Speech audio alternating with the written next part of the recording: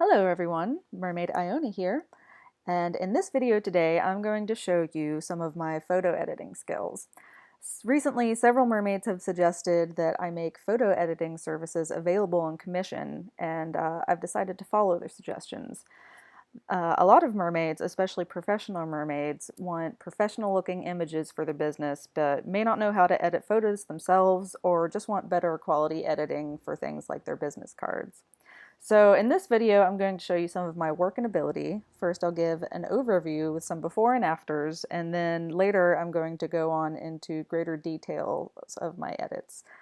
If you're interested in commissioning me for editing, my rates are going to be in the description box below. First, I'm going to show you some more simple edits, and then we're going to work our way forward to some more complicated ones. So for this one, you can see just a few simple edits, and I'm sorry about the arrow. I hope it's not too distracting, but this is the best program I can use to show you full screen. So anyway, just a few simple edits you can see, mostly the heels right here and a little around the face. There was some redness all in here and just a bit of debris and bubbles. That's pretty simple. Next one, a little more complicated. So this was taken with a GoPro, pretty good quality, but amped it up a little bit. You can see the biggest change here is the tiles in the pool and the lights that were completely removed.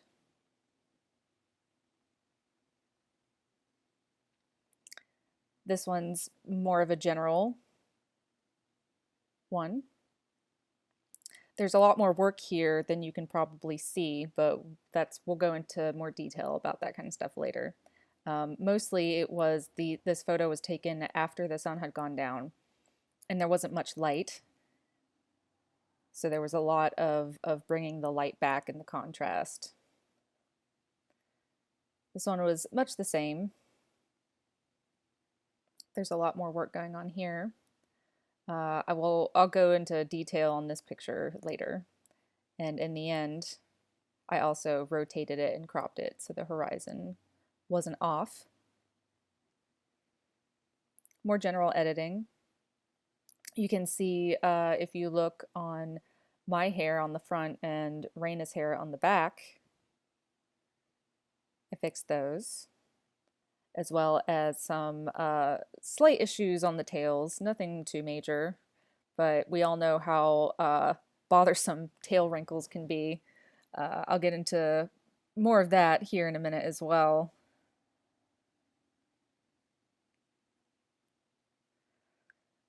So for this one, the biggest things I did was the pool tile again, and also my necklace. My necklace had floated up and tangled in some of my hair, and it didn't look that great in the photo, so I removed it.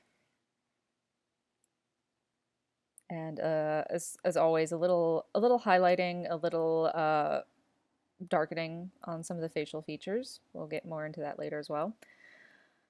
This one was a lovely picture, but of course, since the sun was behind us, we were backlit, right? And even though the photographer had used a flash to help us come out a little bit more, it was still very, very in shadow. And one of the major fixes here was getting us all nice and bright and leaving the sky as it was in the background. That lovely sky, we didn't want to take away from that. And here we have noise removal. Lots of noise I had two flashlights because the pool did not have any lighting in it. So the flashlights created quite a bit of noise in the water, and I had to remove that. There's no easy way to fix that. That was one by one, I removed the noise. And so here we have a couple of different issues. First of all, the tail bunching up. Again, those gosh darn tail wrinkles every time. Well, not every time, but sometimes. And also, originally the model's top was red, the abalones were red, and it had been previously edited to make them blue, but as you can see, there was quite a bit of color burning and leaching. There's red residue on the fake plants all around the shells, and the neon pink color burns. So in there, I fixed all that, and it was quite a bit harder to fix that than if I had gotten the original photo. Also, the tail wrinkles are lessened or gone, and a little fix in her makeup as well.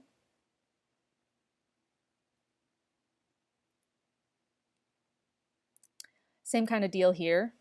The tail wasn't precisely right. wasn't put on the best. You know, we all have those days where we don't get our tail on right. Taken out all the tail wrinkles and crinkles and bagginess. Her top again was fixed to be the blue, and her makeup as well, her lipstick, her eyeliner, her eyebrows, all that. This one's a little bit more complicated, much in the same with the noise thing, but this time it's sand. Sand being not very pretty, and it was a very muddy kind of sand, and you can see I have the muddy sand all over my tail, all on my butt, and a bit on my fluke, and just all the way down. So here I fixed all of that. And again, no easy way to fix this. No, I don't use any brushes or anything like that because I think they can look a little too fake. So this was me patching one area after another by hand, patching the tail by hand. A little bit of root touch up, a little bit of highlighting and softening the shadows on my face. Did make the fluke a little bigger just because I thought it looked better that way. And I wish this one showed up bigger, but oh well.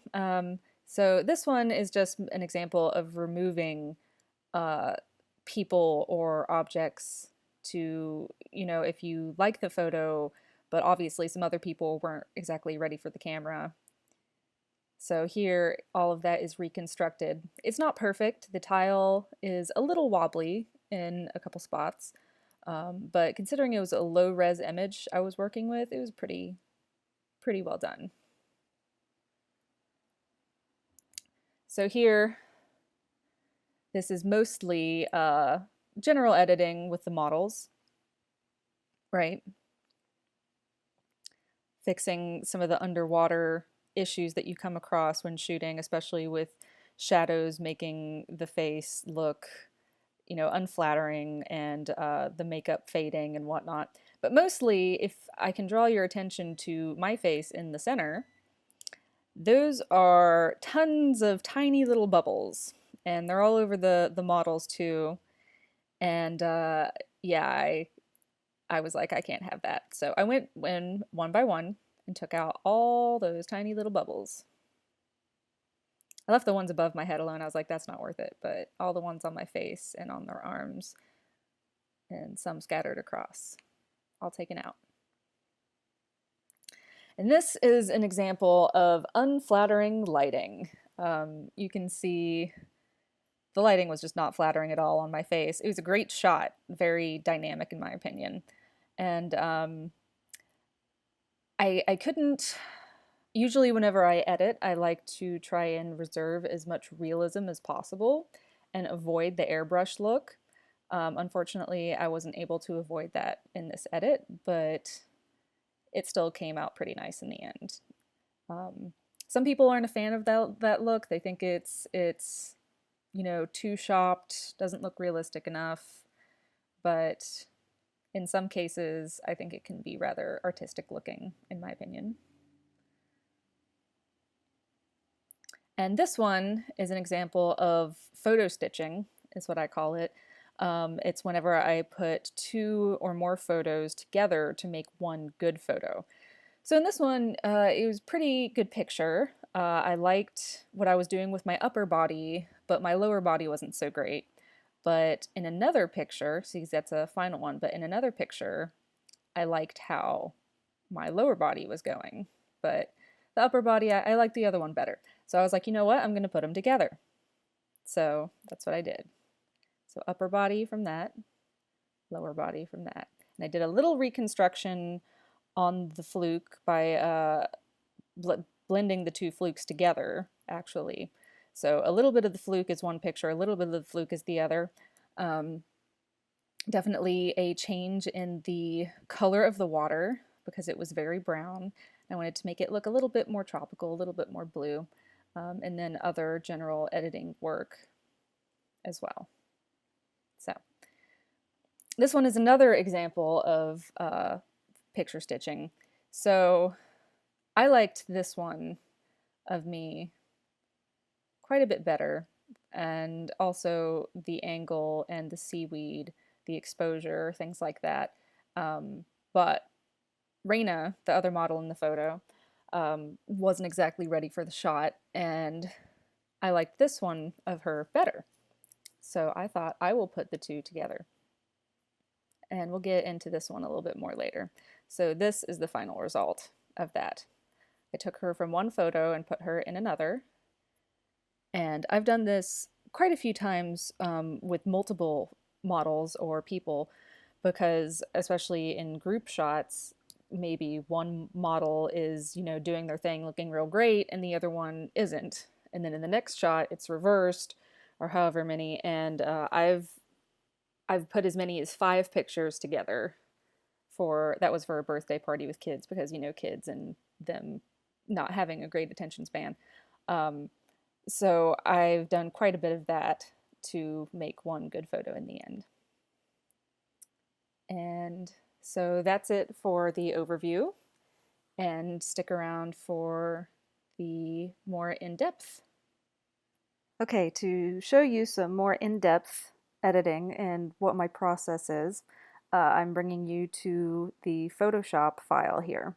And unfortunately, I can only show some of my more recent works, because usually after I'm done with a photo, I save my edits and I get rid of the Photoshop file.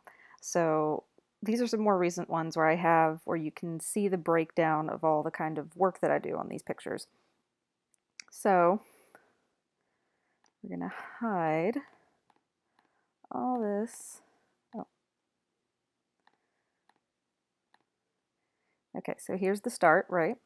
Usually start with curves, which is this bit complicated up here, but it basically balances out some of the shadows and highlights and colors. And then usually I'll go to some brightness and contrasting. A little bit there, a little bit here, some vibrance, and most of it is here. See, this is whenever I went in and did some manual adjustments to the shadows and highlights, and you can see that's quite a bit of difference. It took quite a bit of toying around with it, but very much worth it, as you can see. And so here we have some up close on the faces. And this layer is just kind of softening, like this bit right here. And here we have the dodge and burn, which is, highlighting and darkening. And you can see that can make quite a difference in how things go. A little bit of hue and saturation. So that one was pretty simple. Nothing too crazy. So this one is a bit more complicated. Here's the starting photo. This was before I had stitched Raina in, her from the other photo, as I was telling you about earlier. And this was the layer that I put her into this photo. There's a little bit right there, let me change this, a little bit right here that I overlooked, but I ended up fixing that later. So then we adjusted the curves and a little brightness and contrast. And however, you can see a lot of this, the exposure on the brighter areas was burning out the colors a bit. Let's see. And we'll get to that in a bit. But for the moment, we'll go in order. So here, it's just a little bit of taking away some spots on her face. And this is essentially, she had been talking to me about how in some of the photos of her, her face can look really round. And she said that she was bothered by how unflattering it was. And in a lot of the other photos, the angle was great. So the angles worked with her face and it was very nice and flattering. But in this particular one, it wasn't. And there, I was like, well, I could try and stitch her face in from another photo, but that's just more work than it's worth. So I'm just going to try and touch it up a bit myself. So I thinned out the face a little bit, got rid of these bits, some shadow issues. And this, again, with just the angle, making her neck a little thinner. I usually don't like to do much of this, but every once in a while I'll do it, especially with the other photos. It looked very similar, and this one photo was more of a outlier than anything else. Let's see. So this one was a bit on my face, just a little bit of those under eye bags. And then the next layer was highlights. So this one I toned down all the highlights. These you can see there's a lot of kind of overexposure on the rock, on my skin, on her. So I just toned those down, and this is the layer where I fixed this bit. Excuse me. This bit. And this was another thing with the highlights, her being a little bit overexposed, mostly on the scales, a little bit on the chest. Fix that. And the next layer was my tail. See, my tail is very beautiful. It has a lot of different colors in it, and sad thing is it doesn't really photograph well in terms of showing those colors. So I've learned to edit it to get it back to what it really looks like in real life rather than just being blue, right? You have the lighter blues and the darker blues and the purples. I think up here as well, whenever I'm not in the photo editing, whenever I end up posting it up online, the purple can end up dulling down a lot. So I usually put in a little bit of a layer mask to just make the purple pop a bit more. Brightness and contrast for the seaweed. So we have all this lovely seaweed, all this kelp and everything else. And before that layer, it was all just kind of like it was there, but it needed more attention for how beautiful it was, in my opinion. So I brightened that up. You can see here there's a lot of gray, and that means that it wasn't just putting it in or not putting it in. There was a lot of in between to fade it in and out correctly so that way it looked realistic as well. Same with this, bringing out that seaweed a little bit more. Here we have just a little bit of contrast, brightness, a little saturation for my abalone because it's a lot more vibrant in person, and I kind of like for that to reflect in the photos. On the faces, we have a little bit of dodge and burn again. See just the eyeliner, the eyebrows. Same with her face. You can see a little bit of the makeup. Her lipstick doesn't like to stay on. It's just one of those things that doesn't like to hold color. And a little bit of the eyeshadow, and her eyebrows as well. Whenever they get wet, they tend to kind of fall out of place. So all of that's just touched up.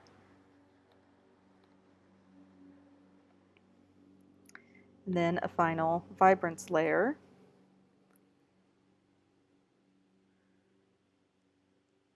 To bring it all together. And then, of course, the watermark. Moving on to the next photo. So here's the base image that I started with. Do a little bit of curves. A little brightness and contrast here to brighten up the water in the foreground. down here. So first, excuse me, a little bit of touch up on the face. I had a couple blemishes and a little bit of bump on the tail right there that just kind of annoyed me. Oops. So a little bit there. And a little bit on her face with get some smudged eyeliner and a little bit of smudged makeup there as well. Clean that up.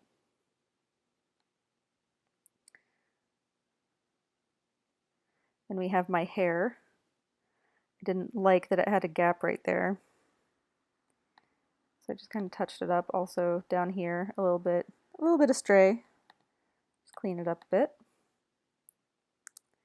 And then we have some tail fixes. So here I kind of made the water look a little bit natural where I had fixed this bit a little bit earlier. And then down in this area, and then on her, a little bit of a tail fix there. It's taking out some wrinkles. And we have highlights. So here you can see, kind of brought the highlights down, gave the water a little bit of that texture back, made it nice. And then shadows, and if you look, it's a little bit under her neck, on the arm, side of her body, side of my body, I think a little bit up here, a little bit on the tail. Just brightening up those shadowy places just a little bit.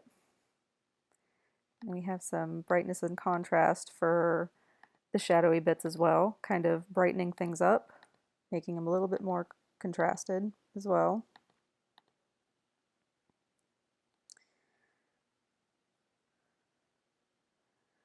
We have a little bit, we had a little dirt smudge here, a little shadowy bit here, not very flattering. Just kind of fix those up a bit.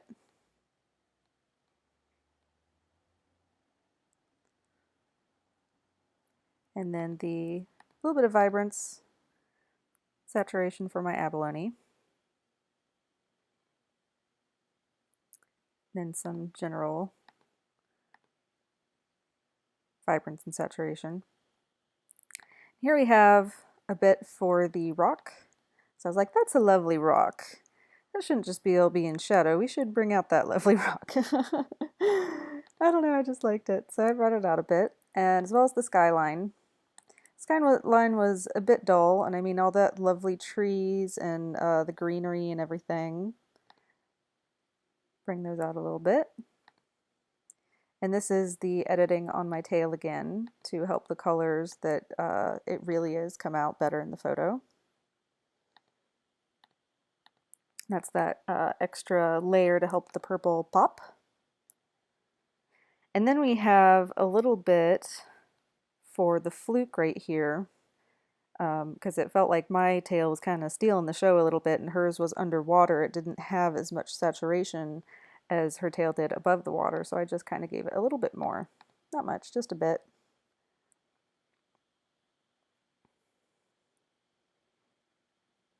Again with the Dodge and Burn. I'll fix some of the makeup here, eyebrows, and the eyeliner and everything all around there on her.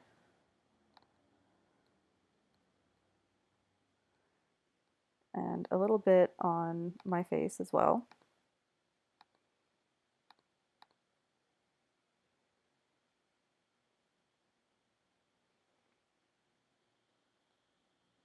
And I think that's it. And then finally the watermark. So this is the final image that I'll be showing you in detail.